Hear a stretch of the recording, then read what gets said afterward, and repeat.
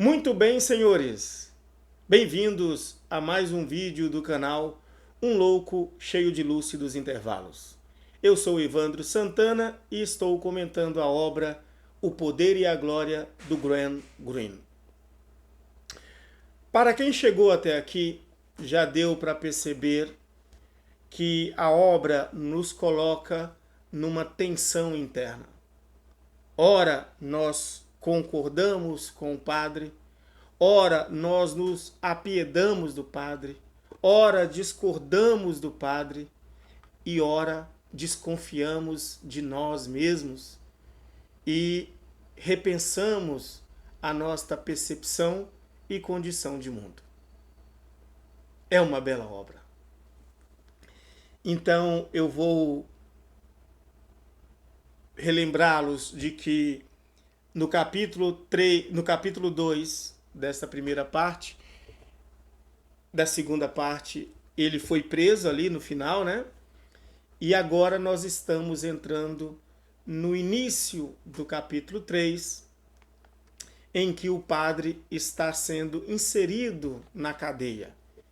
Ele foi preso por estar portando uma água aguardente e numa lei seca, vocês já viram, né?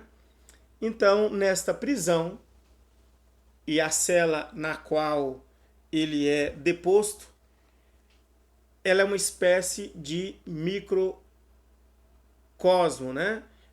Do mundo. É um pequeno mundo em que está ali permeada por luxúria, por crime e amores insatisfeitos. Este é o cenário ali da cela, onde está uma escuridão, um tumultuar de gente, um odor e, né, o padre é inserido neste cenário. E aí eu vou pegar apenas uma cena deste capítulo para trazer duas perspectivas diferentes, pelo menos, certo? E então, nesta cela onde tem vários presos, né? Existe uma mulher que está presa e ela foi presa porque tinha livros bons na casa dela. E ela está incomodada porque ali naquele meio de gente, naquele tumultuar de gente, existe um casal no canto da cela que estão transando. E aí, nesses gemidos e tudo, esta mulher, dita muito fervorosa, católica, ela, quando descobre que o padre é padre, ela fica instigando a fazer alguma coisa. E ele fala assim: quem sou eu para falar alguma coisa? Neste exato momento, minha maior vontade é um copo de cachaça. Desejo mais cachaça do que Deus. Né? Então isso impacta a mulher. E nesta cena, nós temos aqui algumas impressões, uma conduta do próprio padre. Então ela grita, né? Ó, padre! E o padre diz o seguinte, na página 176. O incômodo deste padre com essa senhora. A entonação incisiva e irritante das devotas. Sempre se preocupara com o destino das devotas. Como os políticos, alimentava-se de ilusões, tinha grande receio por elas. Chegavam muitas vezes à morte num estado de inevitável satisfação própria, destituídas da mínima caridade. Era um dever, se possível, libertá-las das suas noções sentimentais a respeito do que é o bem. Era mais difícil sentir compaixão por aquela mulher do que pelo mestiço, que na semana passada o havia seguido como um cão floresta adentro. No entanto, o caso da mulher era sem dúvida mais grave. O mestiço tinha todas as escusas, pobreza, temor, humilhações, sem conta.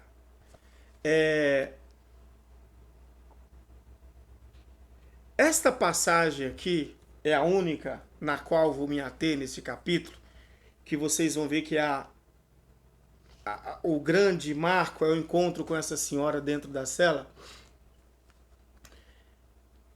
Nós podemos, eu vou apresentar aqui duas perspectivas sobre a mesma cena.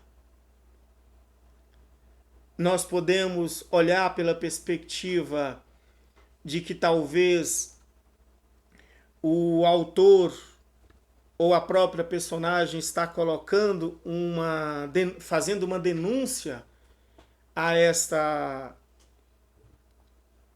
falsa fé, essa devoção vazia, Alá cerca caiada, esse puritanismo que muitas vezes a Igreja Católica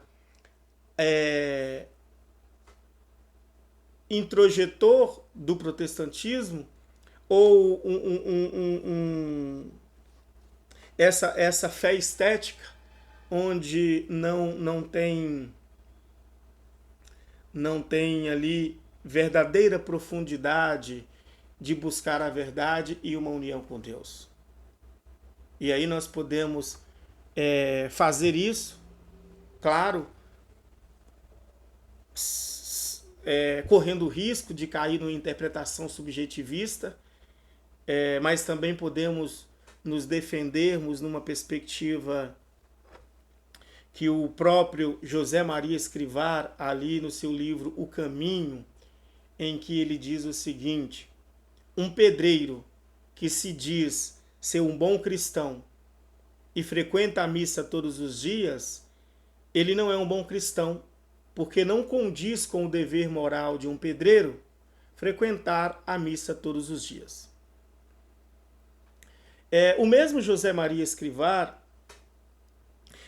no seu livro Entrevistas com Monsenhor Escrivá, no capítulo O Papel da Mulher na Igreja, na Sociedade e na Família, ele dando entrevista, ele vai dizer assim, que tem um adágio espanhol que diz que a mulher que queima panela para estar na igreja tem sempre algo do diabo ou do demônio, mas para ele, o Monsenhor Escrivá, é sempre algo do demônio.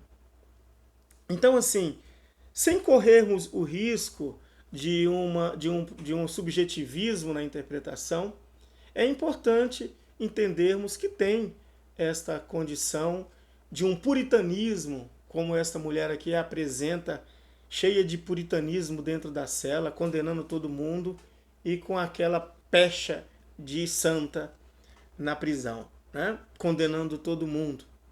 Lembrando que Santa Teresa d'Ávila também vai dizer que há algo demoníaco no escândalo do pecado alheio, né? Então essa é uma das interpretações. Será que a obra está nos levando para esse lado? Essa é a primeira perspectiva que eu provoco os senhores a avaliarem. A segunda perspectiva é dentro do livro do Joseph Pearce, Literatura, o que todo católico deve saber. Então, por um outro lado, né, nós temos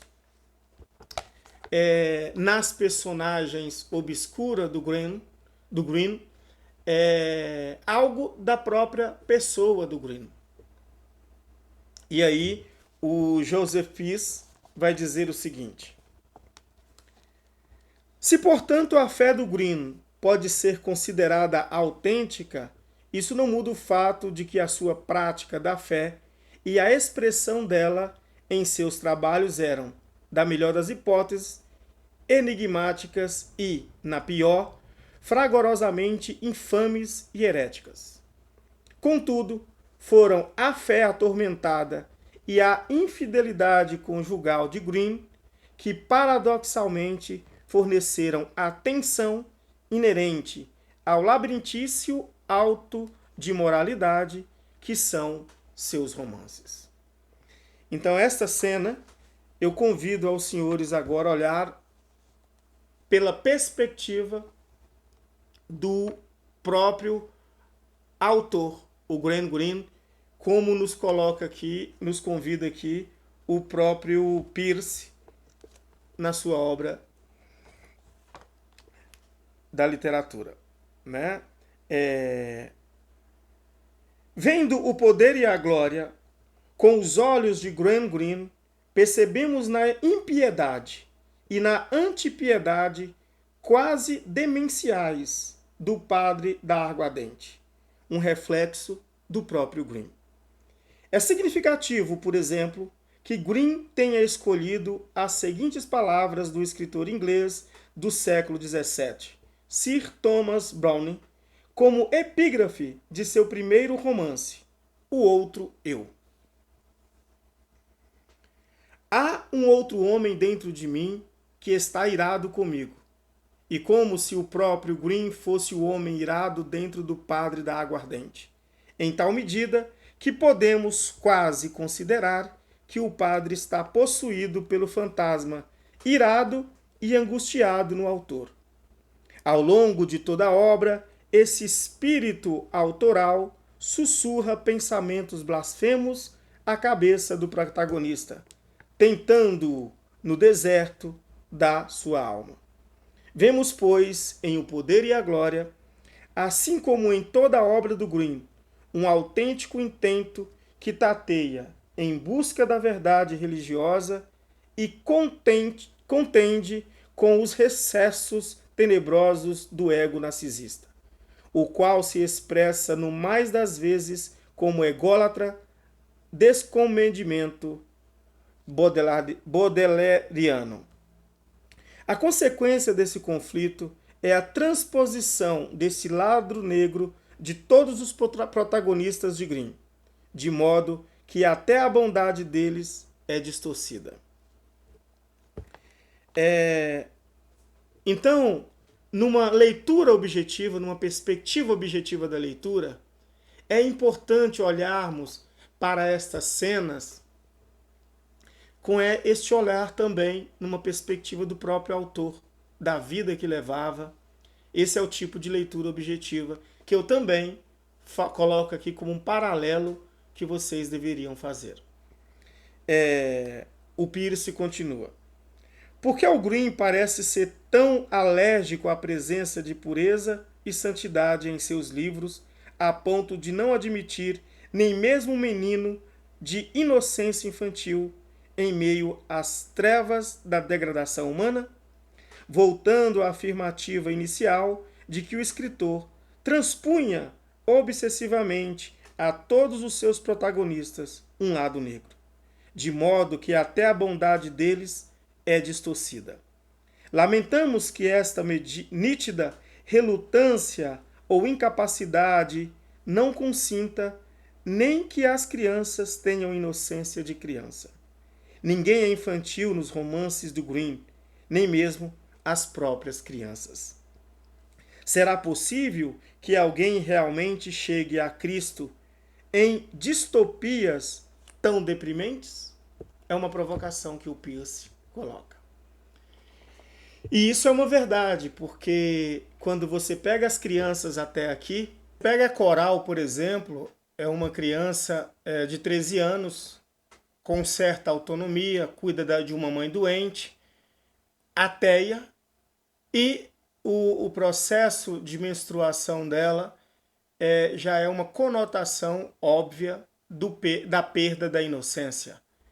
No mesmo capítulo 2 da primeira parte, nós temos 3 crianças que estão ouvindo a leitura de um santo da mãe, e tem um menino que é totalmente provocativo e malicioso e dissimulado ali na cena. E já transitando para o quarto e o último capítulo dessa segunda parte, nós temos o Green, que ele saiu da cadeia, ele volta para a casa da Coral para comer alguma coisa e ele encontra a aldeia deserta, encontrando ali apenas uma índia, e ele vai passar uma espécie de noite escura com esta índia neste caminho deserto. E a criança ali também que aparece, ele nem dá chance para a criança. A criança é morta. E vocês vão ver de que forma essa criança foi morta. Ou seja, então a bondade no romance do Green tem uma mistura, é meio dissimulada, não fica muito nítida, como o próprio Pierce colocou aqui. Então fica aí a provocação para os senhores colocarem este balanço na leitura. E aí, o próximo vídeo, nós vamos continuarmos na terceira parte, também contendo 4 capítulos. E o início dela, o padre já chega num terreno seguro e vamos ver como a leitura, a narrativa prossegue. Que Deus abençoe os senhores e até o próximo vídeo.